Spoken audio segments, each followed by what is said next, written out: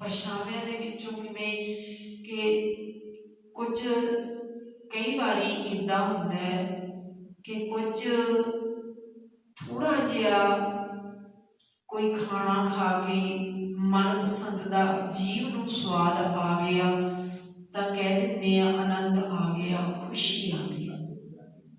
ਜਾਂ ਕੁਝ ਐਸਾ ਦੇਖ ਕੇ ਅੱਖਾਂ ਨੂੰ ਚੰਗਾ ਲੱਗਿਆ ਤੇ ਉੱਥੇ ਕਹਿ ਦਿੱਤਾ ਆਨੰਦ ਆ ਗਿਆ, ਖੁਸ਼ੀ ਆ ਗਈ। ਕੁਝ ਕੰਨਾਂ ਦੇ ਨਾਲ ਸੁਣ ਕੇ ਕਹਿ ਦਿੱਤਾ ਵੀ ਵਾਹ ਅੱਜ ਆਨੰਦ ਆ ਗਿਆ। ਇਸ ਤਰ੍ਹਾਂ ਇਸ ਖੁਸ਼ੀਆਂ ਦੇ ਲਈ ਮਨੁੱਖ ਭਟਕ ਰਿਹਾ ਹੈ ਵੀ ਮੈਨੂੰ ਇਹ ਖੁਸ਼ੀ ਮਿਲੇ, ਤੇ ਇਸ ਖੁਸ਼ੀ ਨੂੰ ਪਾਉਣ ਦੇ ਲਈ ਕਈ ਤਰ੍ਹਾਂ ਦੇ ਜਾਲ ਵਿਛਾਏ ਜਾਂਦੇ ਆ। ਜਾਲ ਹੀ ਹੋ ਗਿਆ ਕਿ ਮਾਇਆ ਦੀ ਭਟਕਣਾ ਇਸ ਕਦਰ ਹੋ ਜਾਣੀ ਕਿ ਆਪਣੇ ਆਪੇ ਨੂੰ, ਉਸ ਦੀਆਂ ਦਾਤਾਂ ਨੂੰ ਭੁੱਲ ਜਾਣਾ ਤੇ ਉਹ ਖੁਸ਼ੀ ਪ੍ਰਾਪਤ ਕਰਨੀ ਜਿਹੜੀ ਛਿਣ ਮਾਤਰ ਦੀ ਹੈ। ਸਤਿਗੁਰੂ ਜੀ ਕਹਿੰਦੇ ਆਪ ਉਸ ਪਰਮਾਤਮਾ ਦੇ ਨਾਲ ਜੁੜ ਤੇ ਤੈਨੂੰ ਐਸੀ ਖੁਸ਼ੀ ਮਿਲੇਗੀ, ਐਸਾ ਆਨੰਦ ਮਿਲੇਗਾ ਜਿਹੜਾ ਦੁਬਾਰਾ ਵਾਪਸ ਨਹੀਂ ਜਾਵੇਗਾ। ਇਹ ਨਹੀਂ ਵੀ ਛਿਣ ਮਾਤਰ ਦੀ ਖੁਸ਼ੀ ਹੈ, ਨਹੀਂ, ਜਦੋਂ ਤੈਨੂੰ ਆਨੰਦ ਆ ਗਿਆ, ਉਹ ਖੁਸ਼ੀ ਆ ਗਈ, ਉਹ ਖੇੜਾ ਆ ਗਿਆ ਤਾਂ ਫੇਰ ਭਾਵੇਂ ਤੇਰੀ ਜ਼ਿੰਦਗੀ ਵਿੱਚ ਕਿਹੋ ਜਿਹਾ ਹੀ ਤੂਫਾਨ ਆ ਜਾਵੇ ਪਰ ਉਹ ਖੁਸ਼ੀ, ਉਹ ਖੇੜਾ ਤੇਰੇ ਤੋਂ ਅਲੱਗ ਨਹੀਂ ਹੋਵੇਗਾ। ਉਹ ਖੁਸ਼ੀ ਜਿਹੜੀ ਆਰਿਆਂ ਦੇ ਥੱਲੇ ਵੀ ਆਨੰਦ ਮਾਣਦੀ ਹੈ, ਉਹ ਖੁਸ਼ੀ ਜਿਹੜੀ ਚਰਖੜੀਆਂ ਤੇ ਚੜਿਆਂ ਨੂੰ ਵੀ ਤਿੱਖੇ ਕਿੱਲ ਲੱਗੇ ਆ ਤੇ ਚਰਖੜੀਆਂ ਨੂੰ ਘੁਮਾਇਆ ਜਾਂਦਾ ਹੈ, ਤਿੱਖੇ ਕਿੱਲ ਸਰੀਰ ਵਿੱਚ ਚੁੱਭਦੇ ਹੈ, ਖੂਨ ਦੇ ਫੁਹਾਰੇ ਛੁੱਟਦੇ ਹੈ ਤੇ ਫਿਰ ਵੀ ਉਹ ਚਰਖੜੀਆਂ ਨੂੰ ਰੋਕ ਕੇ ਜਲਾਦ ਪੁੱਛਦਾ ਹੈ ਮੰਨ ਜਾਓ ਹੁਣ ਤੇ ਬਹੁਤ ਤਕਲੀਫ ਹੋ ਰਹੀ ਹੋਣੀ ਹੈ, ਮੰਨ ਜਾਓ ਹੁਣ ਤੇ ਬਹੁਤ ਤਕਲੀਫ ਹੋ ਰਹੀ ਹੋਣੀ ਹੈ। ਦੇਖੋ ਤੁਹਾਡੇ ਸਰੀਰ ਦਾ ਤੁੰਬਾ ਤੁੰਬਾ ਉੱਡ ਰਿਹਾ ਹੈ, ਪਰ ਉਹ ਖੁਸ਼ੀ ਚਰਖੜੀਆਂ ਤੇ ਵੀ ਓਨਿਓ ਹੀ ਬਰਕਰਾਰ ਹੈ ਜਿੰਨੀ ਆਪਣੇ ਘਰ ਵਿੱਚ ਸੀ। ਉਹ ਖੁਸ਼ੀ ਚਰਖੜੀਆਂ ਤੇ ਵੀ ਡੋਲੀ ਨਹੀਂ, ਉਹ ਖੁਸ਼ੀ ਆਰੇ ਥੱਲੇ ਵੀ ਉਹੀ ਆਨੰਦ ਮਾਣ ਰਹੀ ਹੈ। ਉਹ ਆਨੰਦ ਆਰੇ ਥੱਲੇ ਵੀ ਉਹੀ ਆ ਰਿਹਾ ਹੈ ਤੇ ਅੱਗ ਦੇ ਵਿੱਚ, ਰੂਹ ਦੇ ਵਿੱਚ ਲਪੇਟ ਕੇ ਅੱਗ ਲਾਈ ਹੈ ਤਾਂ ਵੀ ਉਹ ਆਨੰਦ ਸੜਿਆ ਨਹੀਂ, ਤਾਂ ਵੀ ਉਹ ਆਨੰਦ ਨੂੰ ਸਾੜ ਨਹੀਂ ਸਕੇ, ਆਰਾ ਆਨੰਦ ਨੂੰ ਚੀਰ ਨਹੀਂ ਸਕਿਆ ਤੇ ਰੰਬੀ ਖੋਪਰ ਦਾ ਲਾ ਦਿੱਤਾ ਪਰ ਉਹ ਆਨੰਦ ਉਨਾ ਹੀ ਬਰਕਰਾਰ ਹੈ। ਖੋਪਰ ਲਾਉਣ ਤੋਂ ਬਾਅਦ ਵੀ ਜੇ ਕਿਤੇ ਜਕਰੀਆ ਆਪਣੇ ਹੰਕਾਰ ਦੇ ਵਿੱਚ ਹੱਸਦਾ ਕਿ ਤੂੰ ਕੇਸਾਂ ਨੂੰ ਬਹੁਤ ਪਿਆਰ ਕਰਦਾ ਸੀ, ਆ ਦੇਖ ਤੇਰੀ ਖੋਪੜੀ ਹੀ ਕੇਸਾਂ ਦੇ ਸਮੇਤ ਲਾ ਦਿੱਤੀ। ਆਪਣੇ ਹੰਕਾਰ ਵਿੱਚ ਹੱਸਦਾ ਹੈ, ਹੰਕਾਰ ਵਿੱਚ ਹੱਸਦਾ ਤੇ ਭਾਈ ਤਾਰੂ ਸਿੰਘ ਜੀ ਉਸੇ ਆਨੰਦ ਦੇ ਵਿੱਚ ਬੈਠੇ ਕਹਿ ਦਿੰਦੇ ਆ ਆਪਣੀ ਰਸਨਾ ਤੋਂ, ਕਿਉਂਕਿ ਹੈ ਤੇ ਆਨੰਦ ਵਿੱਚ ਹੈ। ਜਕਰੀਆ ਹੱਸਦਾ ਕਾਹਤੋਂ ਹੈ, ਇੰਨਾ ਹੰਕਾਰ ਵਿੱਚ ਹੱਸਦਾ ਕਿਉਂ ਹੈ, ਤਾਂ ਕੀ ਹੋ ਗਿਆ, ਖੋਪਰ ਲੈ ਗਿਆ, ਗੁਰੂ ਨਾਲ ਪਿਆਰ ਤਾਂ ਨਹੀਂ ਤੋੜ ਸਕਿਆ, ਤਾਂ ਕੀ ਹੋ ਗਿਆ, ਖੋਪਰ ਹੀ ਰਿਹਾ ਹੈ, ਉਹ ਆਨੰਦ ਤਾਂ ਨਹੀਂ ਤੋੜ ਸਕਿਆ। ਖੋਪਰ ਹੀ ਰਿਹਾ, ਕੋਈ ਗੱਲ ਨਹੀਂ, ਪਹਿਲਾਂ ਤੈਨੂੰ ਜੁੱਤੀ ਨਾਲ ਮੂਹਰੇ ਲਾਊਂਗਾ ਫੇਰ ਸਰੀਰ ਛੱਡੂਗਾ। ਇੰਨੇ ਬਚਨ ਕਹਿ ਦਿੱਤੇ ਪਹਿਲਾਂ ਜੁੱਤੀ ਨਾਲ ਤੈਨੂੰ ਤੋਰੂੰਗਾ, ਫਿਰ ਸ਼ਰੀਰ ਛੱਡੂੰਗਾ। ਤੇ ਇਤਿਹਾਸ ਗਵਾਹ ਹੈ ਕਿ ਭਾਈ ਤਾਰੂ ਸਿੰਘ ਜੀ ਖੋਪਰ ਲਾਉਣ ਤੋਂ ਬਾਅਦ ਵੀ 21 ਦਿਨ ਉਸੇ ਤਰ੍ਹਾਂ ਆਨੰਦ ਵਿੱਚ ਰਹੇ ਹੈ।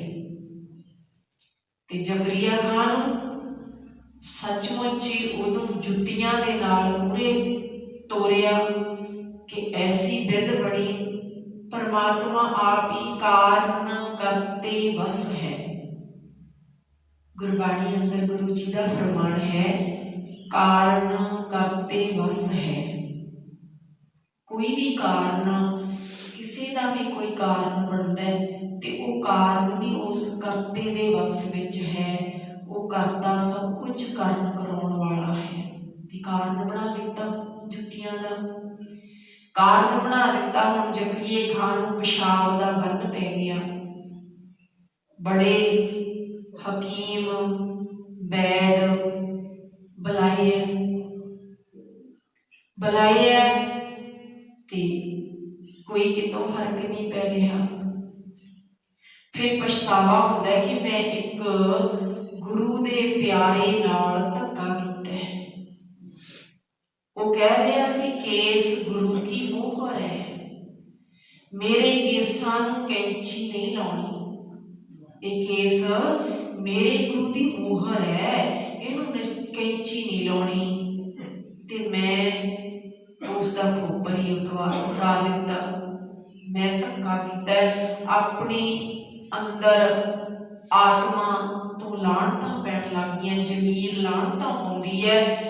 ਜ਼ਕਰੀਆ ਤੂੰ ਬਹੁਤ ਵੱਡਾ ਪਾਪ ਕਮਾਇਆ, ਤੂੰ ਇੱਕ ਨਿਰਦੋਸ਼ ਸਿੱਖ ਨੂੰ ਉਸ ਦੇ ਕੇਸਾਂ ਦਾ ਇਹ ਬਹੁਤ ਵੱਡੀ ਬੇਅਦਬੀ ਕੀਤੀ ਹੈ। ਨਿਰਦੋਸ਼, ਉਹ ਵੀ ਜੇ ਕੋਈ ਦੋਸ਼ ਹੋਵੇ ਤਾਂ ਫਿਰ ਵੀ ਸਜ਼ਾ ਦਾ ਹੱਕਦਾਰ ਹੈ, ਪਰ ਦੋਸ਼ ਵੀ ਕੋਈ ਨਹੀਂ। ਆਪਣੀ ਕਿਰਤ ਵਿਰਤ ਕਰਨ ਵਾਲਾ, ਲੋੜਵੰਦਾਂ ਦੀ ਸਹਾਇਤਾ ਕਰਨ ਵਾਲਾ, ਉਹ ਤੇਰੇ ਸਿਪਾਹੀਆਂ ਨੂੰ ਵੀ ਲੰਗਰ ਛਕਾਉਣ ਵਾਲਾ, ਤੇਰੇ ਸਿਪਾਹੀਆਂ ਨੂੰ ਭਾਵ ਫਿਰ ਉਹ ਯਾਦ ਆਉਂਦਾ ਹੈਗਾ ਵੀ ਜਦੋਂ ਜ਼ਕਰੀਆ ਖਾਨ ਨੇ ਆਪਣੇ ਸਿਪਾਹੀਆਂ ਨੂੰ ਭੇਜਿਆ ਵੀ ਜਾ ਕੇ ਭਾਈ ਤਾਰੂ ਸਿੰਘ ਜੀ ਨੂੰ ਫੜ ਕੇ ਲੈ ਕੇ ਆਓ ਤੇ ਗੁਰੂ ਦੇ ਸਿੱਖ ਦਾ ਘਰ ਦਿਸਦਾ ਹੀ ਨਹੀਂ ਕੋਈ ਵੀ। ਇਹ ਸਿਪਾਹੀ ਬੇਗਾਨੇ ਆਏ ਨੇ, ਇਹ ਮੈਨੂੰ ਫੜਨ ਲਈ ਆਏ ਨੇ। ਕੀ ਕਹਿੰਦੇ ਨੇ, ਕੋਈ ਗੱਲ ਨਹੀਂ ਭਾਈ, ਤੁਸੀਂ ਆਪਣੇ ਹੁਕਮ ਦੇ ਵੱਧੇ ਹੋਏ ਆਏ ਆ, ਕੋਈ ਗੱਲ ਨਹੀਂ, ਪਹਿਲਾਂ ਪ੍ਰਸ਼ਾਦੇ ਦਾ ਟਾਈਮ ਹੈ, ਤੁਸੀਂ ਪ੍ਰਸ਼ਾਦਾ ਛਕੋ। ਸਾਡਾ ਇਤਿਹਾਸ ਦੱਸਦਾ ਹੈ ਕਿ ਭਾਈ ਤਾਰੂ ਸਿੰਘ ਜੀ ਨੂੰ ਗ੍ਰਿਫਤਾਰ ਕਰਨ ਆਏ ਸਿਪਾਹੀਆਂ ਨੂੰ ਪਹਿਲਾਂ ਪ੍ਰਸ਼ਾਦਾ ਛਕਾਇਆ ਗਿਆ। ਤੇ ਦੋਸ਼ ਕੀ ਹੋਣਾ ਸੀ ਉਸਦਾ? ਇਹੀ ਦੋਸ਼ ਸੀ ਕਿ ਆਪਣੇ ਜੰਗਲੀ ਵਸਦੇ ਵੀਰਾਂ ਨੂੰ, ਭਰਾਵਾਂ ਨੂੰ ਉਹ ਇਹ ਹੈਲਪ ਕਰਦਾ ਸੀ ਕਿ ਰਸਦ ਪਾਣੀ, ਕਦੇ ਸੁੱਕੀ ਦੀ ਲੋੜ ਪੈਂਦੀ ਸੀ ਤੇ ਉਹ ਵੀ ਪਹੁੰਚਾਉਂਦਾ ਸੀ, ਤੇ ਜੇ ਪ੍ਰਸ਼ਾਦਾ ਤਿਆਰ ਕਰਕੇ ਖਵਾਉਣਾ ਹੁੰਦਾ, ਛਕਾਉਣਾ ਹੁੰਦਾ ਤੇ ਉਹ ਵੀ ਛਕਾਉਂਦਾ ਸੀ। ਤੇ ਇਸ ਦੋਸ਼ ਦੇ ਇਸ ਨੂੰ ਦੋਸ਼ ਸਮਝਿਆ। ਤੁਹਾਨੂੰ ਪਤਾ ਇਤਿਹਾਸ ਬਾਰੇ ਕਿ ਹਰਭਗਤ ਨਿਰੰਜਣੀਆਂ ਸੀ ਇਸੇ ਹੀ ਪਿੰਡ ਦਾ, ਤੇ ਉਸਨੇ ਚੁਗਲੀ ਕੀਤੀ ਸੀ।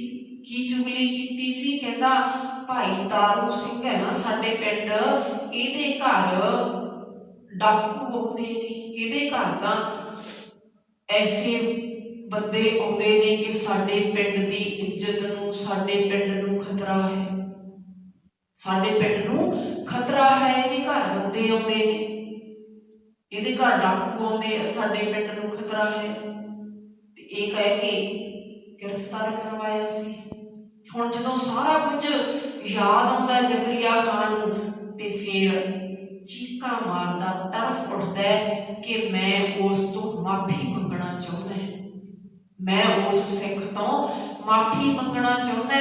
ਤੇ ਜਦੋਂ ਇੱਦਾਂ ਉਸਨੇ ਆਪਣੇ ਸਿਪਾਹੀਆਂ ਨੂੰ, ਆਪਣੇ ਅਹਿਲਕਾਰਾਂ ਨੂੰ ਜਿਹੜੇ ਕਿਹਾ ਕਿ ਮੈਂ ਉਹ ਤੋਂ ਸਿੱਖ ਤੋਂ ਮਾਫੀ ਮੰਗਣਾ ਚਾਹੁੰਦਾ, ਤੇ ਇੱਕ ਸਿੰਘ ਹੈ ਜਿਹੜਾ ਆਪਣੇ ਪਹਿਲਾਂ ਦਰਬਾਰ ਵਿੱਚ ਸਰਕਾਰੀ ਨੌਕਰੀ ਕਰਦਾ ਸੀ, ਭਾਈ ਸੁਬੇਗ ਸਿੰਘ, ਤੇ ਉਸ ਨੂੰ ਕਿਰਪਾ ਕਰਕੇ ਉਸ ਨੂੰ ਬੁਲਾਇਆ ਜਾਵੇ, ਉਹਦੇ ਰਾਹੀਂ ਮੈਂ ਮਾਫੀ ਮੰਗਾਂਗਾ।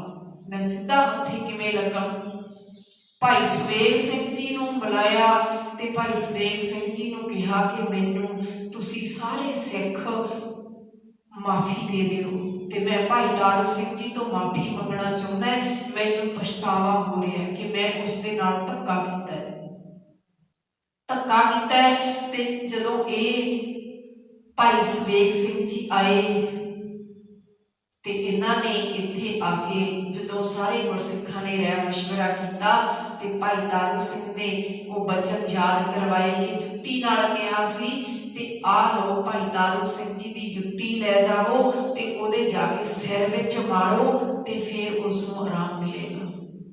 ਤੇ ਸੱਚਮੁੱਚ ਇਤਿਹਾਸ ਦੱਸਦਾ ਕਿ ਇਦਾਂ ਹੀ ਹੋਇਆ। ਜਦੋਂ ਜ਼ਕਰੀਆ ਖਾਨ ਦੇ ਸਿਰ ਵਿੱਚ ਜਾ ਕੇ ਭਾਈ ਤਾਰੂ ਸਿੰਘ ਜੀ ਦੀ ਜੁੱਤੀ ਮਾਰੀ ਤਾਂ ਉਸ ਨੂੰ ਆਰਾਮ ਮਿਲਿਆ, ਉਹ ਜੁੱਤੀਆਂ ਖਾਂਦਾ ਪਹਿਲਾਂ ਨਰਕਾਂ ਨੂੰ ਚਲਿਆ ਗਿਆ ਤੇ ਫਿਰ ਭਾਈ ਤਾਰੂ ਸਿੰਘ ਨੇ ਆਪਣਾ ਸਰੀਰ ਛੱਡਿਆ। ਐਸੇ ਗੁਰੂ ਦੇ ਸਿੱਖ ਮਰ ਜੀਵੜੇ ਜਿਨ੍ਹਾਂ ਨੇ ਉਸੇ ਹਾਲਤ ਦੇ ਵਿੱਚ ਵੀ ਆਪਣੇ ਆਨੰਦ ਨੂੰ ਬਰਕਰਾਰ ਰੱਖਿਆ। ਤੇ ਸਤਿਗੁਰੂ ਜੀ ਅੱਜ ਦੇ ਇਸ ਪਾਵਨ ਸ਼ਬਦ ਦੇ ਅੰਦਰ ਇਹੀ ਕਹਿੰਦੇ ਨੇ, ਪਰਛਾਵਿਆਂ ਦੇ ਪਿੱਛੇ ਨਾ ਦੌੜੋ, ਇਸ ਆਨੰਦ ਨੂੰ ਪ੍ਰਾਪਤ ਕਰੋ ਜੋ ਗੁਰੂ ਦੇ ਰਾਹੀਂ ਉਸ ਪਰਮਾਤਮਾ ਦੀ ਬਖਸ਼ਿਸ਼ ਨਾਲ ਮਿਲਦਾ ਹੈ, ਜੋ ਗੁਰੂ ਦੇ ਰਾਹੀਂ ਉਸ ਵਾਹਿਗੁਰੂ ਦੀ ਪਰਮਾਤਮਾ ਦੀ ਬਖਸ਼ਿਸ਼ ਦੇ ਨਾਲ ਮਿਲਦਾ ਹੈ। ਆਨੰਦ ਗੁਰੂ ਦੀ ਸੰਗਤ ਕਰਦਿਆਂ, ਗੁਰੂ ਦੇ ਨਾਲ ਜੁੜਿਆ ਪ੍ਰਾਪਤ ਹੁੰਦਾ ਹੈ। ਤੇ ਸਤਿਗੁਰੂ ਜੀ ਅੱਜ ਦੇ ਇਸ ਪਾਵਨ ਸ਼ਬਦ ਦੇ ਅੰਦਰ ਇਹੀ ਕਹਿ ਰਹੇ ਨੇ, ਪਾਰ ਬ੍ਰਹਮ ਜਪ ਸਦਾ ਨਿਹਾਲ। ਪਾਰ ਬ੍ਰਹਮ ਜਿਹੜਾ ਉਹ ਪਰਮਾਤਮਾ ਹੈ, ਉਹਨੂੰ ਜਪ ਤੇ ਸਦਾ ਹੀ ਆਨੰਦ ਵਿੱਚ, ਸਦਾ ਹੀ ਪ੍ਰਸੰਨ ਚਿੱਤ ਰਹਿ। ਸਤਿਗੁਰ ਪੂਰਾ ਮੇਰੇ ਨਾਲ। ਸਤਿਗੁਰ ਪੂਰਾ ਕਿਉਂ ਕਿਹਾ? ਕਿਉਂਕਿ ਸੰਸਾਰ ਦੇ ਵਿੱਚ ਅਧੂਰੇ ਬਹੁਤ ਨੇ। ਤਾਂ ਹੀ ਗੁਰੂ ਸਾਹਿਬ ਨੂੰ ਇੱਕ ਥਾਂ ਹੋਰ ਪੰਕਤੀ ਆਉਂਦੀ ਹੈ, ਕਾਚੇ ਗੁਰ ਤੇ ਮੁਕਤ ਨਾ ਹੁਆ। ਕੱਚੇ ਗੁਰੂ ਤੋਂ ਮੁਕਤੀ ਨਹੀਂ ਮਿਲਦੀ, ਤਾਂ ਇਹ ਪੂਰੇ ਗੁਰੂ ਦੀ ਗੱਲ ਕੀਤੀ ਹੈ। ਸਤਿਗੁਰੂ ਜੀ ਕਹਿੰਦੇ, ਸਤਿਗੁਰ ਪੂਰਾ ਮੇਰੇ ਨਾਲ। हे ਭਾਈ, ਉਹ ਪੂਰਾ ਗੁਰੂ ਹਮੇਸ਼ਾ ਮੇਰੇ ਨਾਲ, ਹਰ ਵੇਲੇ ਮੇਰੇ ਨਾਲ, ਮੇਰਾ ਮਦਦਗਾਰ, ਮੇਰਾ ਬੋਡੀਗਾਰਡ ਨਾਲ ਰਹਿੰਦਾ ਹੈ। ਅੰਗੀਕਾਰ ਉਹ ਕਰੇ ਤੇਰਾ, ਅੰਗੀਕਾਰ ਬੋਡੀਗਾਰਡ ਬਣ ਕੇ ਰਹਿੰਦਾ ਹੈ। ਪਰ ਤੂੰ ਮਨ ਕਰਕੇ ਨਾਲ ਰਹਿਣਾ ਸਿੱਖ ਲੈ। ਮਨ ਕਰਕੇ ਆਪਾਂ ਇੱਕ ਪਹਿਲਾਂ ਹਰ ਰੋਜ਼ ਇਹ ਸ਼ਲੋਕ ਪੜ੍ਹਦੇ ਹੁੰਦੇ, ਸ਼ਾਇਦ ਸਾਰਿਆਂ ਨੂੰ ਚੇਤੇ ਹੋਵੇ, ਤਿਸ ਕੀ ਸ਼ਰਣੀ ਪਰ ਮਨਾ। ਮਨ ਨੂੰ ਕੀ ਹੈ? ਸਰੀਰ ਦੇ ਸ਼ਰਨ ਵਿੱਚ ਆਉਂਦਾ ਹੈ ਭਾਗਾਂ ਵਾਲਾ ਸਮਾਂ, ਜਦੋਂ ਸਰੀਰ ਸ਼ਰਨ ਵਿੱਚ ਆਉਂਦਾ ਹੈ। ਤੇ ਨਹੀਂ ਕਿਹਾ ਮਨ ਤੂੰ ਗੁਰੂ ਦੀ ਸ਼ਰਨ ਵਿੱਚ ਪੈ, ਮਨ ਕਰਕੇ ਪੈ, ਕਿਉਂਕਿ ਇਸ ਮਨ ਨੂੰ ਮਨਾਉਣਾ ਔਖਾ ਹੈ। ਤਾਂ ਹੀ ਸਤਿਗੁਰਾਂ ਨੇ ਕਿਹਾ, ਜੇ ਕੋ ਮਨ ਜਾਣੈ ਮਨ ਕੋਈ।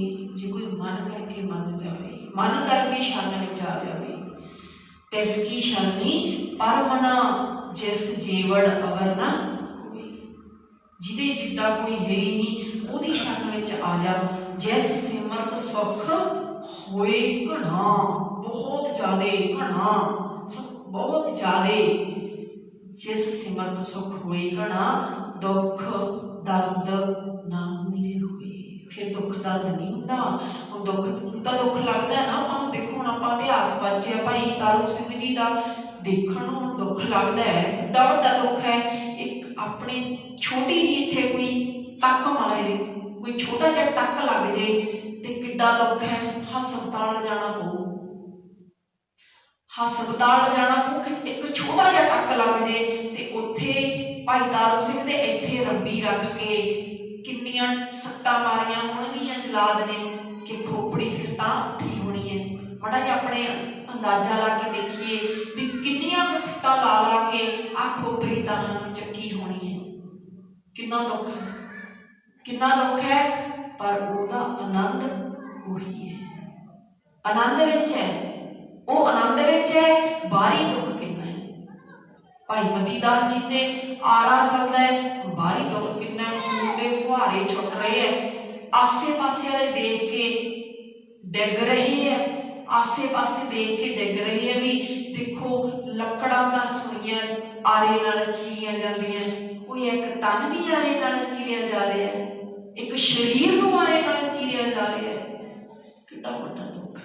ਖੂਨ ਦੇ ਫੁਹਾਰੇ ਛੁੱਟ ਰਹੇ ਹੈ, ਅੱਧਾ ਤਨ ਇੱਧਰ ਨੂੰ ਖਿੰਡ ਰਿਹਾ ਹੈ, ਅੱਧਾ ਤਨ ਇੱਧਰ ਨੂੰ ਖਿੰਡ ਰਿਹਾ ਹੈ, ਪਰ ਭਾਈ ਮਤੀ ਦਾਸ ਜੀ ਦੇ ਸਰੀਰ ਵਿੱਚੋਂ ਆਵਾਜ਼ ਉਹੀ ਆ ਰਹੀ ਹੈ, ਆਨੰਦ ਦੀ ਆਵਾਜ਼ ਜਪਜੀ ਸਾਹਿਬ ਦੀ ਆ ਰਹੀ ਹੈ। ਉਹੀ ਆਨੰਦ ਹੈ, ਉਹੀ ਖੇੜਾ ਹੈ, ਉਹੀ ਜਪਜੀ ਸਾਹਿਬ ਪੜ ਰਹੇ ਨੇ। ਸੁਣਨਾ, ਆਪਾਂ ਨੂੰ ਸੁਣਨਾ ਤੇ ਸੁਣਾਉਣਾ ਕਿੰਨੀ ਸੌਖੀ ਜੀ ਗੱਲ ਲੱਗਦੀ ਹੈ, ਸੁਣਾਉਣ ਵਾਲਿਆਂ ਨੂੰ ਵੀ ਤੇ ਸੁਣਨ ਵਾਲਿਆਂ ਨੂੰ ਵੀ। ਪਰ ਇੱਕ ਵਾਰੀ ਸੁਰਤ ਨੂੰ ਉੱਥੇ ਲਿਜਾ ਕੇ ਦੇਖੀਏ ਕਿ ਉਹ ਕਿਹੋ ਜਿਹਾ ਆਨੰਦ ਹੋਊਗਾ ਜਿਹੜਾ ਆਰਾ ਚੱਲ ਰਿਹਾ ਹੈ ਤੇ ਤਾਂ ਵੀ ਉਹੀ ਆਨੰਦ ਵਿੱਚ ਬੈਠਾ, ਖੋਪਰੀ ਰਹਿ ਰਹੀ ਹੈ ਤਾਂ ਵੀ ਆਨੰਦ ਵਿੱਚ ਬੈਠਾ ਹੈ, ਹੁਣ ਬੰਦ ਕੱਟਿਆ ਜਾਣਾ ਤਾਂ ਵੀ ਉਹੀ ਆਨੰਦ ਹੈ। ਆਨੰਦ ਹੈ, ਜਲਾਦ ਘਬਰਾ ਰਿਹਾ ਹੈ, ਜਲਾਦ ਤਰੇਲੋ ਤਰੇਲੀ ਹੋਇਆ ਬੈਠਾ ਹੈ ਵੀ ਮੈਂ ਬੰਦ ਕੱਟਣਾ ਹੈ, ਤਰੇਲੋ ਤਰੇਲੀ ਹੋਇਆ ਬੈਠਾ ਹੈ। ਜਦੋਂ ਬੰਦ ਕੱਟਣ ਲੱਗਦਾ ਗੁੱਟ ਤੇ ਟੱਕ ਮਾਰ ਲੱਗਦਾ ਗੁੱਟ ਤੇ ਭਾਈ ਮਨੀ ਸਿੰਘ ਜੀ ਉਹੀ ਆਨੰਦ ਵਿੱਚ ਬੈਠੇ ਕੀ ਕਹਿੰਦੇ, ਜਲਾਦਾ ਕੀ ਕਰ ਰਹੇ ਹੈ, ਕੀ ਕਰ ਰਹੇ ਹੈ। ਹੁਣ ਜਲਾਦ ਘਬਰਾਹਟ ਵਿੱਚ ਹੈ, ਜਲਾਦ ਕਹਿੰਦਾ ਮੈਨੂੰ ਬੰਦ ਕੱਟਣ ਦਾ ਹੁਕਮ ਹੋਇਆ, ਮੈਂ ਬੰਦ ਕੱਟ ਰਿਹਾ। ਤਾਂ ਭਾਈ ਮਨੀ ਸਿੰਘ ਜੀ ਉਹੀ ਆਨੰਦ ਵਿੱਚ ਕਹਿੰਦੇ ਤੈਨੂੰ ਫਿਰ ਬੰਦ ਕੱਟਣ ਦਾ ਹੁਕਮ ਹੈ, ਤੂੰ ਬੰਦ ਕਿੱਥੋਂ ਸ਼ੁਰੂ ਹੁੰਦਾ ਹੈ। ਭਾਈ ਮਨੀ ਸਿੰਘ ਜੀ ਆਪ ਦੱਸ ਰਹੇ ਨੇ, ਕਹਿੰਦੇ ਜਲਾਦਾ ਗੁੱਟ ਤੇ ਟੱਕ ਕਾਹਤੋਂ ਮਾਰਦਾ, ਬੰਦ ਤਾਂ ਆ ਉਂਗਲ ਦੇ ਪੋਟੇ ਤੋਂ ਸ਼ੁਰੂ ਹੁੰਦਾ ਹੈ, ਇੱਥੋਂ ਕੱਟਣਾ ਸ਼ੁਰੂ ਕਰਨਾ। ਆ ਆਨੰਦ ਹੈ, ਆ ਆਨੰਦ ਹੈ।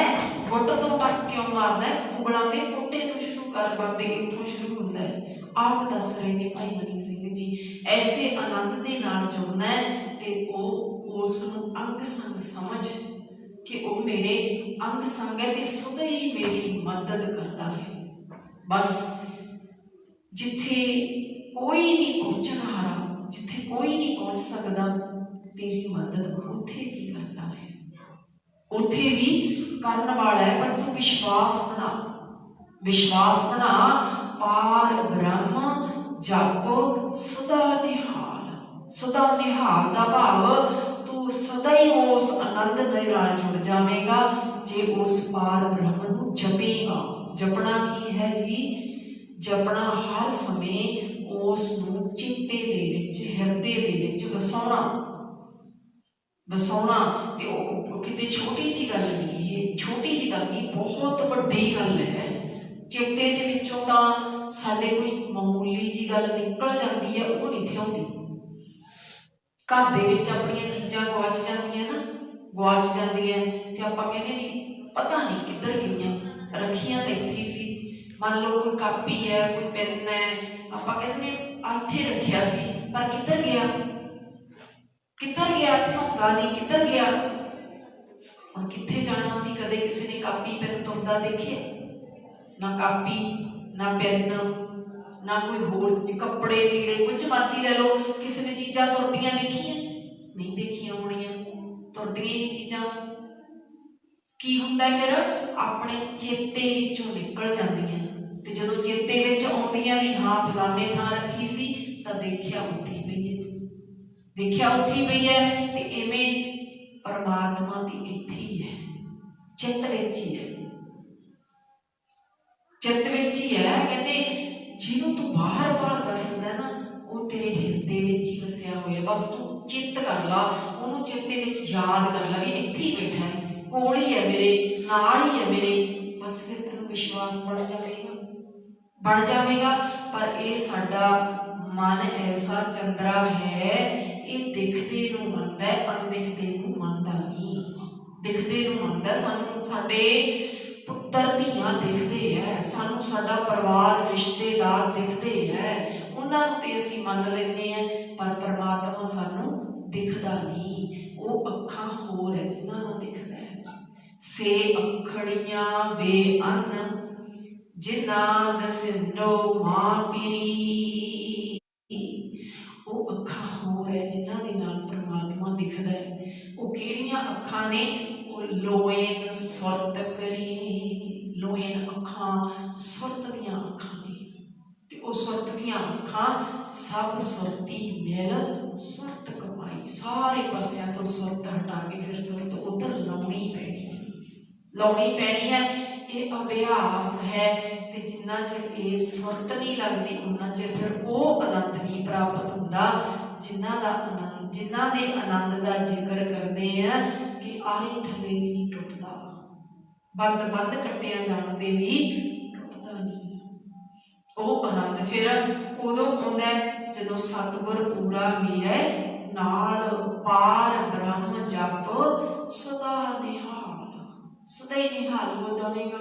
बस ये विश्वास बना लै। अज के पावन शब्द के अंदर ये रहाओ वाले बंद में सतगुरां ने ये समझाया है, ते पहले बंद में सतगुर जी समझा रहे ने, गुर पूरे अपनी कल धारी, सब कटे उपजी दया। की कहते सतगुर जी जदों कहते मैनू ये महसूस हो गया भी वो परमात्मा मेरा मददगार है, फिर सदा आनंद आ गया। फिर की होगा कि पूरे गुरु ने मेरे अंदर अपनी अजेही ताकत भर दी।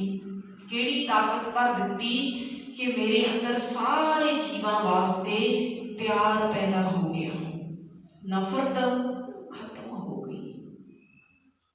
ना को बैरी नहीं बगरना सगल संग हमको बनाई, सबे सांझी वाल सदायण, तुम किसे न दिसै बाहर जियो।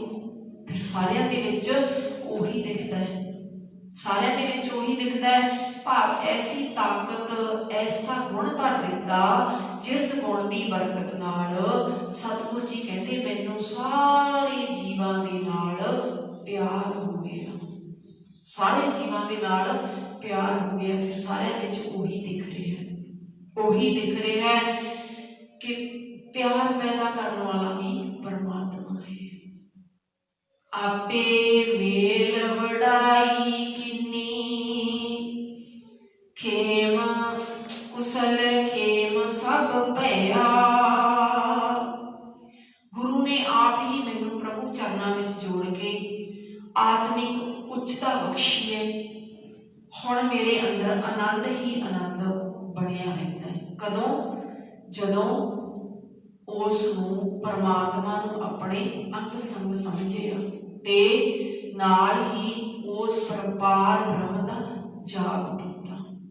पार ब्रह्म का जाप भाव हर वक्त हर समय उसनूं अपने अंग संग वसदा देखिया। तां सतगुर पूरा मेरे नाल जप पार ब्रह्म जप सदा निहाल। ये रहाओ वालियां तुकां ना भुल जाइए। ये सारा शब्द तीन बंदा का शब्द है। पहला बंद अखीरला बंद ये रहाओ वाले बंद दे नाल ही चल रहा है, भाव उही सिक्ख्या दृढ़ हो रही है। अंतर बाहर थान थनंतर, जत कत पेखों सोई। हे भाई हुण अपने अंदर ते बाहर सारे संसार विच हर थां ते मैं जिथे भी देखदा उस परमात्मा नूं ही वसदा वेखदा। ऐसी अवस्था बन गई, पंजवें पातशाह जी की कह रहे ने, ऐसी अवस्था बन गई हुण ते जिथे किते बाहर सारे संसार विच जिथे किथे भी देखदा मैनू ओही नज़र आ रहा है। तो फिर आप इतिहास के विचों भी जे देखिए तो पिरथी चंद ने किन्ने हमले किए, किन्ने हमले किए, पर कोई विरोध नहीं, क्योंकि उत्थे भी उन्होंने वही दिख रहे हैं, वो परमात्मा ही दिख रहा है। फिर सुलही खां आया, सुलही खां आया, ਪਿਰਥੀ ਚੰਦ ਉਸ ਨੂੰ ਲੈ ਕੇ ਆਇਆ ਵੀ ਗੁਰੂ ਅਰਜਨ ਸਾਹਿਬ ਜੀ ਨੂੰ ਮਾਰ ਮੁਕਾਉਣਾ ਤੇ ਮੇਰਾ ਪੁੱਤਰ ਹੈ ਜਿਹੜਾ ਉਹ ਗੱਦੀ ਦਾ ਵਾਰਸ ਬਣੇਗਾ, ਮੈਂ ਗੱਦੀ ਦਾ ਵਾਰਸ ਬਣਾਂਗਾ। ਸੁਲਹੀ ਖਾਨ ਨੂੰ ਲੈ ਕੇ ਆਇਆ ਤੇ ਗੁਰਸਿੱਖਾਂ ਨੂੰ ਜਦੋਂ ਪਤਾ ਲੱਗਿਆ ਵੀ ਪਿਰਥੀ ਚੰਦ ਦੀ ਇਹ ਚਾਲ ਹੈ ਵੀ ਉਹ ਸੁਲਹੀ ਖਾਨ ਨੂੰ ਲੈ ਕੇ ਆਇਆ ਗੁਰੂ ਜੀ ਨੂੰ ਮਰਵਾਉਣ ਦੇ ਲਈ, ਗੁਰਸਿੱਖਾਂ ਨੇ ਆ ਕੇ ਸੰਗਤ ਵਿੱਚ ਗੁਰੂ ਜੀ ਨੂੰ ਕਿਹਾ, ਇਹ ਸ਼ਬਦ ਗੁਰੂ ਗ੍ਰੰਥ ਸਾਹਿਬ ਦੇ ਵਿੱਚ ਸੁਸ਼ੋਭਿਤ ਹੈ ਪੰਜਵੇਂ ਪਾਤਸ਼ਾਹ ਦਾ ਕਿ ਪ੍ਰਥਮ ਇਹ ਮਤਾ ਭਾਵ ਪਹਿਲੇ ਇੱਕ ਮਨੁੱਖ ਨੇ ਆ ਕੇ ਕਿਹਾ, ਇੱਕ ਗੁਰਸਿੱਖ ਨੇ ਆ ਕੇ ਕਿਹਾ ਕਿ ਗੁਰੂ ਜੀ ਤੁਸੀਂ ਕੋਈ ਚਿੱਠੀ ਪੱਤਰ ਲਿਖੋ, ਸੁਲਹੀ ਖਾਨ ਚਿੱਠੀ ਪੱਤਰ ਲਿਖੋ, ਕੋਈ ਆਪਣਾ ਪੱਖ ਰੱਖੋ। ਤੇ ਗੁਰੂ ਸਾਹਿਬ ਚੁੱਪ। ਦੂਜੇ ਨੇ ਆ ਕੇ ਕਿਹਾ, ਗੁਰੂ ਜੀ ਕੋਈ ਮਨੁੱਖ ਭੇਜੋ, ਕੁਝ ਤਾਂ ਕਰੋ, ਕੋਈ ਕਿਸੇ ਮਨੁੱਖ ਨੂੰ ਭੇਜੋ ਕਿ ਉਹਦੇ ਨਾਲ ਜਾ ਕੇ ਮਿਲੇ ਤੇ ਉਹਨੂੰ ਦੱਸੇ ਸਾਰੀ ਗੱਲਬਾਤ ਵੀ ਪਿਰਥੀ ਚੰਦ ਆਏ ਆ ਜਾਂ ਆਪਣੇ ਪੱਖ ਪੇਸ਼ ਕਰੀਏ। ਤੇ ਸਤਿਗੁਰੂ ਜੀ ਕਹਿੰਦੇ ਮੈਂ ਸਭ ਕੁਝ ਛੋੜ ਤੂੰ ਹੀ ਤੇ ਆਇਆ, ਸਾਰਾ ਕੁਝ ਛੱਡ ਕੇ ਉਸ ਪਰਮਾਤਮਾ ਦੀ ਟੇਕ ਆਸਰਾ ਰੱਖਿਆ। ਤੇ ਕੀ ਹੋਇਆ, ਸੁਲਹੀ ਮੂਆ ਹੋਆ ਨਾਪਾਕ। ਉਹ ਨਾਪਾਕ ਦਾ ਭਾਵ ਜਿਵੇਂ ਆਪਣੇ ਧਰਮ ਦੇ ਵਿੱਚ ਸੰਸਕਾਰ ਕੀਤਾ ਜਾਂਦਾ ਹੈ ਤੇ ਮੁਸਲਮਾਨ ਧਰਮ ਦੇ ਵਿੱਚ ਥੱਲੇ ਕਬਰ ਪੁੱਟ ਕੇ ਥੱਲੇ ਜ਼ਮੀਨ ਨੂੰ ਖੋਦ ਕੇ ਜਦੋਂ ਕੋਈ ਚੜ੍ਹਾਈ ਕਰ ਜਾਂਦਾ ਤਾਂ ਉਸ ਨੂੰ ਦਫਨਾਇਆ ਜਾਂਦਾ ਹੈ, ਸੰਸਕਾਰ ਨਹੀਂ ਕੀਤਾ ਜਾਂਦਾ। ਜੇ ਸੰਸਕਾਰ ਅੱਗ ਦੇ ਵਿੱਚ ਹੁੰਦਾ ਤਾਂ ਉਹ ਫਿਰ ਉਸ ਨੂੰ ਨਾਪਾਕ ਦਾ ਭਾਵ ਅਪਵਿੱਤਰ ਮੰਨਦੇ ਆ, ਆਪਣੇ ਆਪ ਦੇ ਧਰਮ ਦੇ ਵਿੱਚ ਉਹ ਅਪਵਿੱਤਰ ਮੰਨਦੇ ਆ। ਤਾਂ ਸੁਲਹੀ ਖਾਂ ਨਾਪਾਕ ਮੌਤ ਮਰਿਆ। ਕਿਵੇਂ ਕਿ ਹੁਣ ਆਇਆ ਤੇ ਗੁਰੂ ਜੀ ਨੂੰ ਮਾਰਨ ਦੇ ਲਈ ਹੈ, ਪਰ ਕੀ ਹੋਇਆ ਕਿ ਰਸਤੇ ਦੇ ਵਿੱਚ ਆਉਂਦਿਆਂ ਪਿਰਥੀ ਚੰਦ ਨੇ ਆਪਣੇ ਪੱਠੇ ਚੜਾਏ ਹੋਏ ਸੀ, ਇੱਟਾਂ ਵਾਲੇ ਪੱਠੇ, ਤੇ ਉਹ ਪੱਠੇ ਦਿਖਾਉਣ ਦੇ ਲਈ ਸੁਲਹੀ ਖਾਨ ਨੂੰ ਨਾਲ ਲੈ ਗਿਆ। ਜਦੋਂ ਪੱਠਿਆਂ ਦੇ ਕੋਲੇ ਨੇੜੇ ਗਏ ਤਾਂ ਕਾਰਨ ਕਰਤੇ ਵਸ ਹੈ, ਪਹਿਲਾਂ ਵੀ ਆਪਾਂ ਇਹ ਪੰਕਤੀ ਪੜ੍ਹੀ ਹੈ ਨਾ, ਕਾਰਨ ਕਰਤੇ ਵਸ ਹੈ। ਕਾਰਨ ਬਣਾਉਣਾ ਉਸ ਕਰਤਾਰ ਦੇ ਪਰਮਾਤਮਾ ਦੇ ਵਸ ਵਿੱਚ ਹੈ ਤੇ ਕਾਰਨ ਬਣ ਗਿਆ।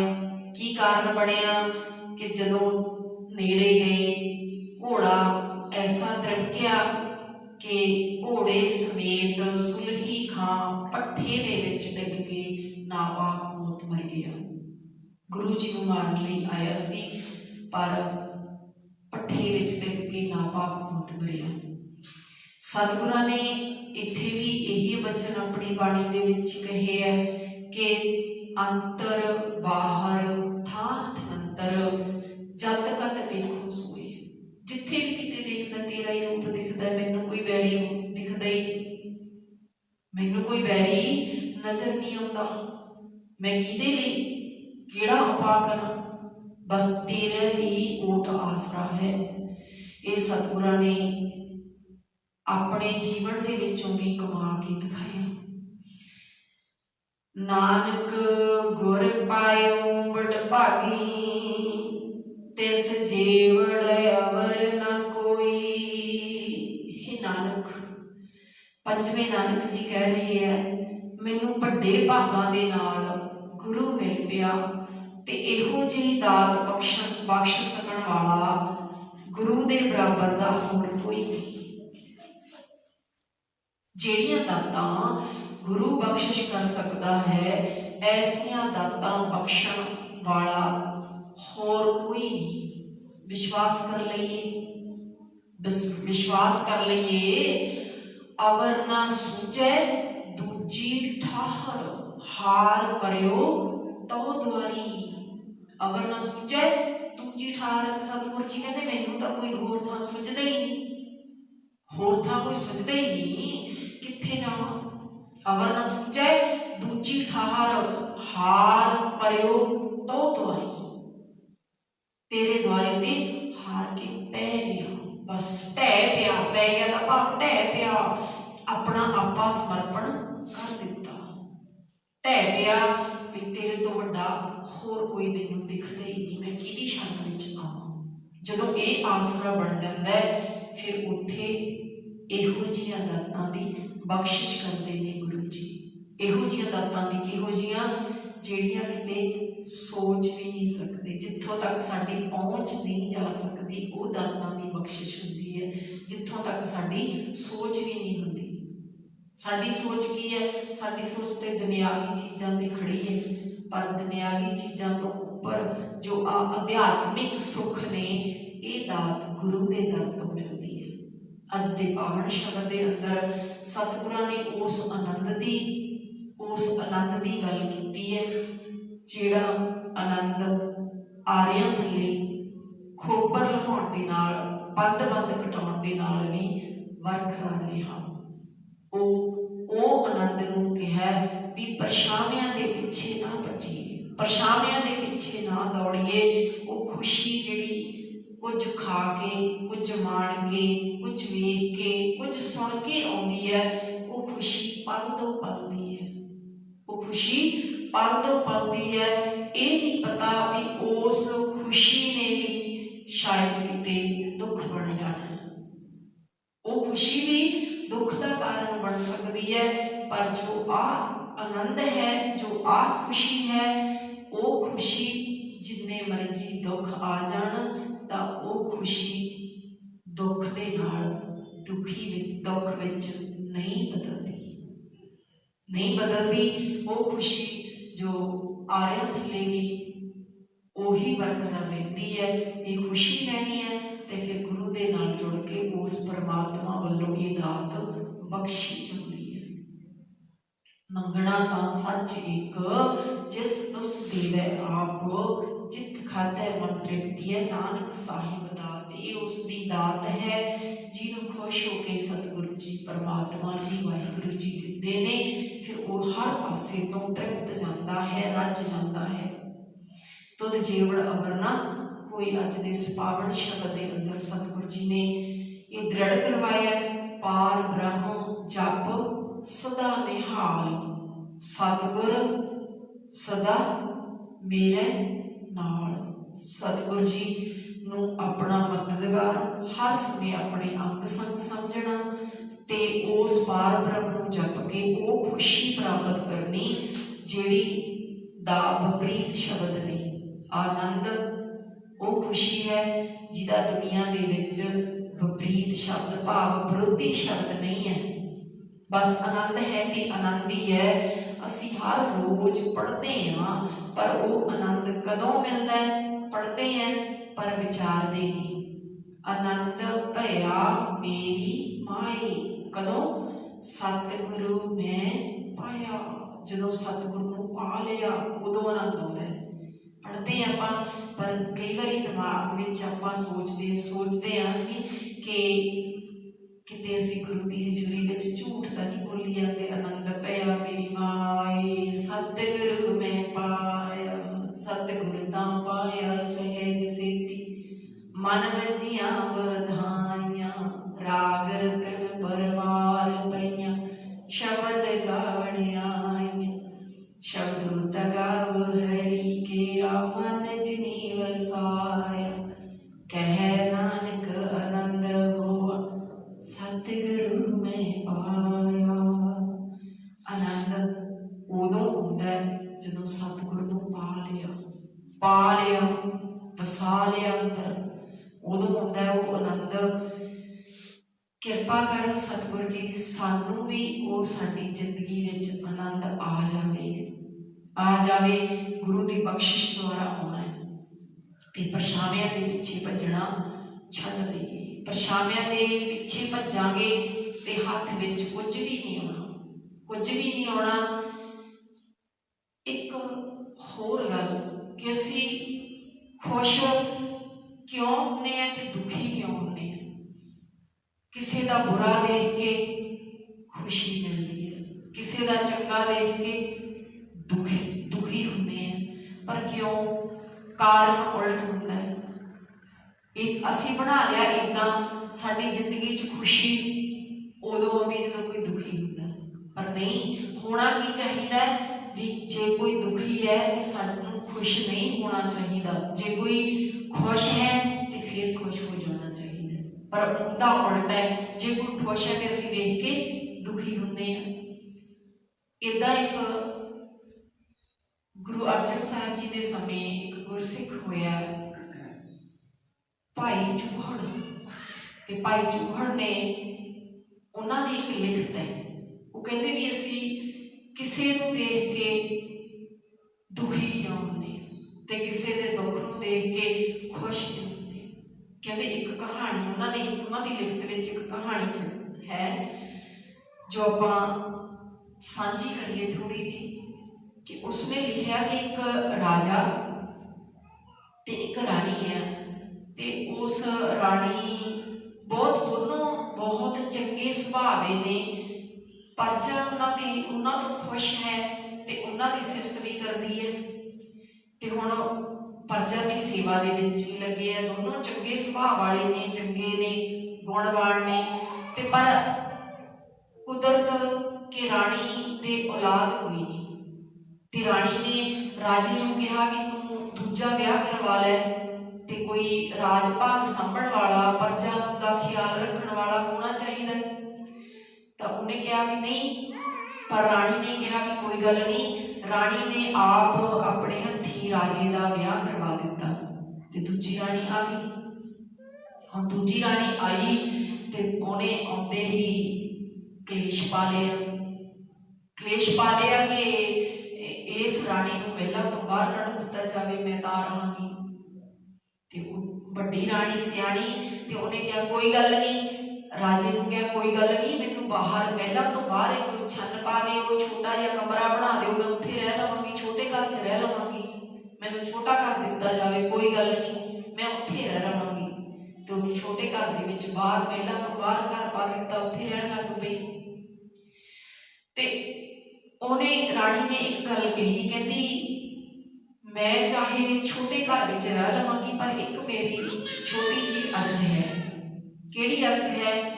कहती भी मैनू मेरे पति दे मैं कपड़े धोनी है आप, मैं नौकरां अगे नहीं सुणदी, ते मैं अपने पति दे कपड़े धोण की सेवा लवांगी।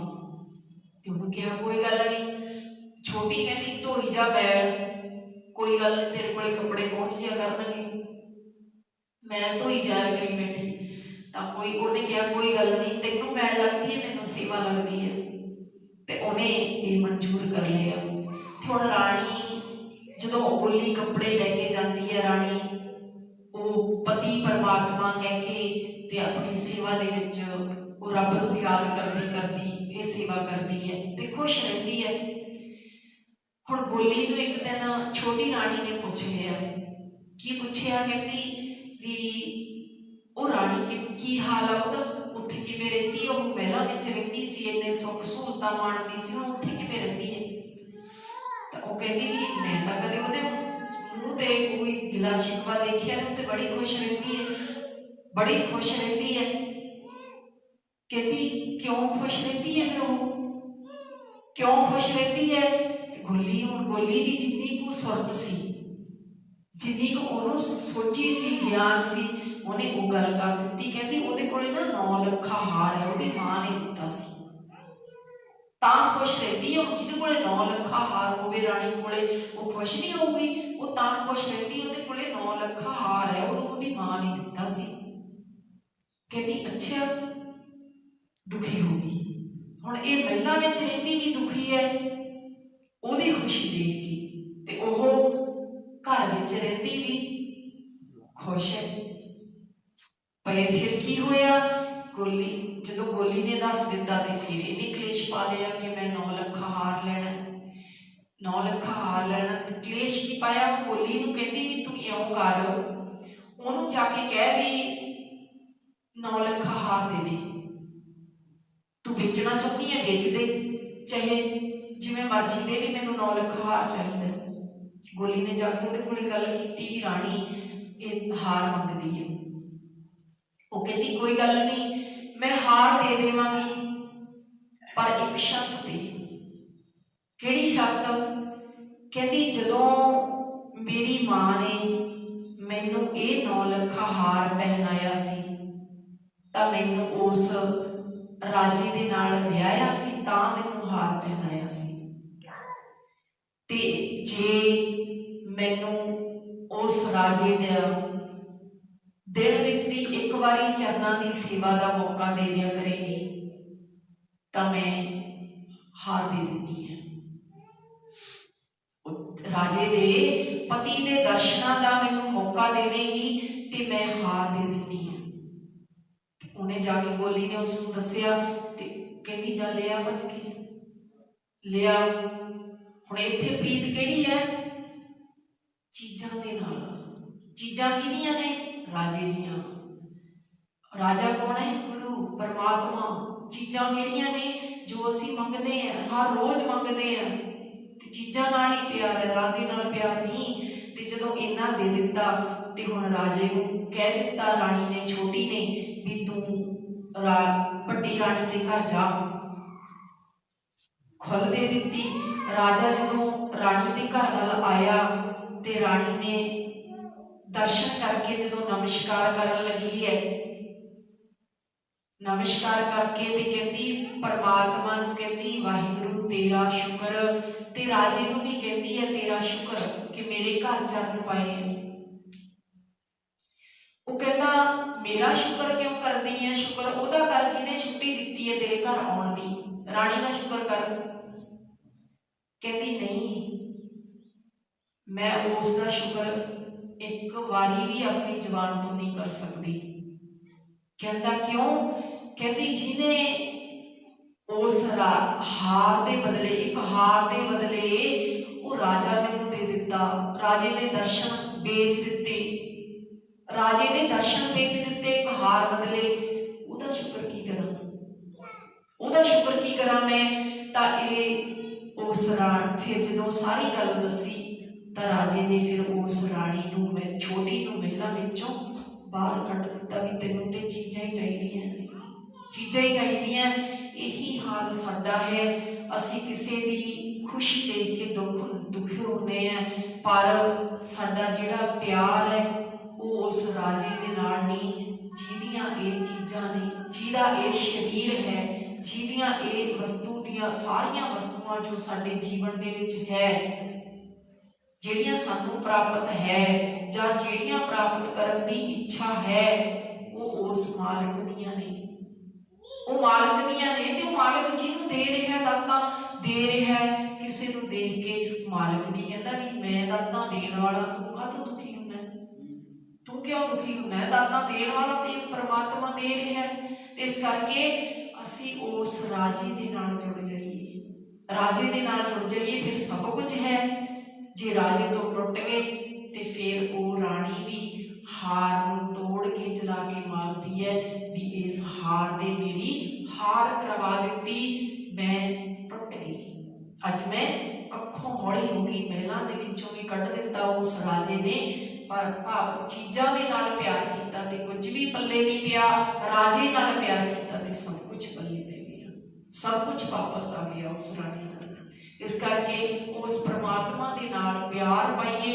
प्यार तां पवेगा जे आपां उसनूं हर समय महसूस करते रहांगे कि वो परमात्मा सदा ही मेरे नाल है, गुर मेरे संग सदा है भाई, तो गुरु सदा ही मेरे नाल है, सदा अंग संगे अपंगं बपुते, सदा ही वो नाल है। इन्नियां बेनतियां प्रवान करनियां, भुल्लां चुकां दी खिमा, सतगुर ते सतगुर की संगत बख्शण योग है। बख्शो जी, आओ सिमरन करके समाप्तियां करिए। वाहे गुरु वाहे गुरु वाहे गुरु।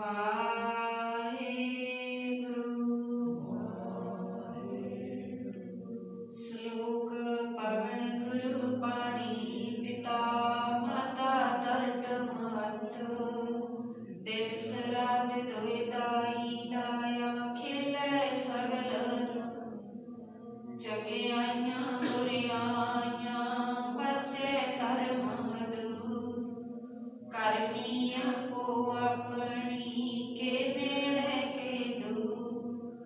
जिनी नाम ते आया गए मशक्कत घार। नानक दे मुख उजले कीती छुट्टी नाल। जिनी नाम ते आया गए मशक्कत घार।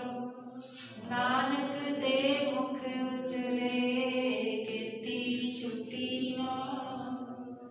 वाहिगुरू जी का खालसा, वाहिगुरू जी की फतेह।